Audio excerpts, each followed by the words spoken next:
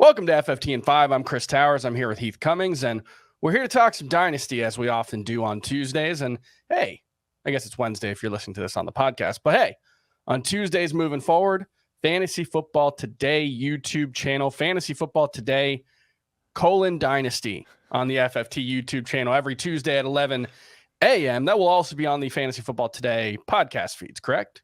Nope, not yet. No, okay, so it's a YouTube exclusive. It is currently a YouTube exclusive. I will say, if you listen to the podcast and you would like to hear it in podcast form, you should make that as clear as possible on both Twitter and YouTube. People are listening. So if we have enough people that would like that to happen, it will happen. And maybe you could also say that we should call it Dynasty Fantasy Football Today. I'm going to guess that's a fight that you lost on that one. But we'll actually talk about some Dynasty fantasy football today. In a 1QB league, how many active quarterbacks would you rather have than one of the top rookie quarterbacks? I assume that's Bryce Stroud and CJ Young. That is Bryce Young and CJ Stroud. Bryce Young. And I actually went into the process slightly preferring Bryce Young, but I do think you have to acknowledge the risk of drafting a quarterback shorter and smaller than anyone who's ever been good before. So I expect Stroud to go first, and I'll slightly favor him over Young. That's a tough question. I know definitely there are 8 quarterbacks that I would prefer over those in a Dynasty league. If I was a true contender, I would have to add Dak Prescott into that list for sure. The 2 guys that I really struggle with are Kyler Murray and Tua Tagovailoa. They are right in that range, and I think whether I'm trying to win this year or next year or not, because we don't often see rookie quarterbacks without gaudy rushing stats have great rookie seasons, and I don't think Young and Stroud can both move, but neither of them I would not expect to put up huge rushing numbers. So let's say 11. Any chance that Anthony Richardson gets drafted early enough that he forces his way into the conversation with those 2 guys? Well, yes. If Carolina took him first overall and said he's our week 1 starter, then I think you would have to do that, because and there are some teams apparently who think that he could just play right away.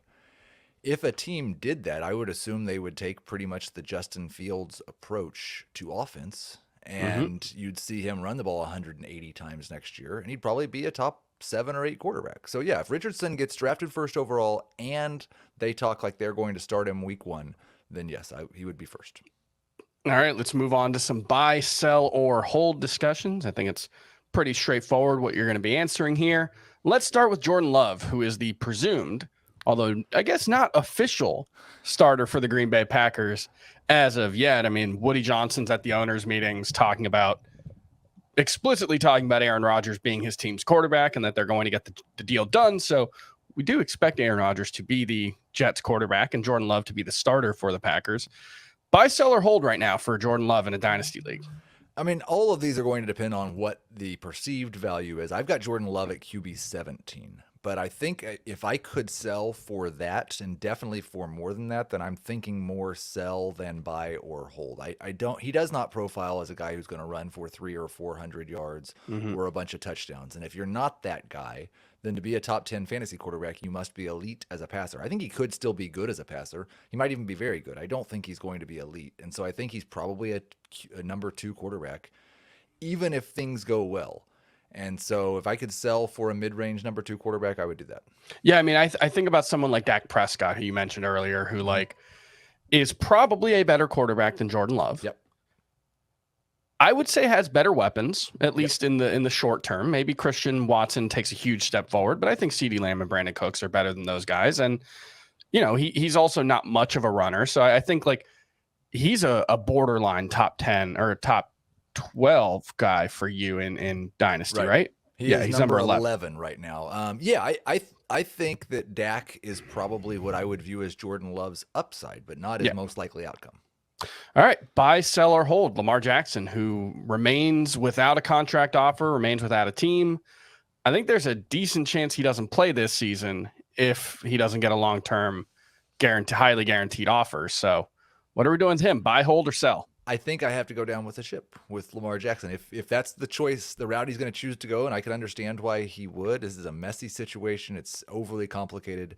I have to hold. I can't buy because I am scared by the situation, and I'm not selling because his value is not it's going the wrong direction right now. So I'll hold Lamar Jackson and just hope that he plays. If I was a non-contending team, I might try to buy right now at a discount and see if you can get someone panicking. Speaking of panicking, people who took Trey Lance early on a couple years ago probably feeling a little panicky right now. The 49ers have made multiple public statements basically affirming that when Brock Purdy is the starter, is healthy, he is the starter for them. Buy, sell, or hold Trey Lance.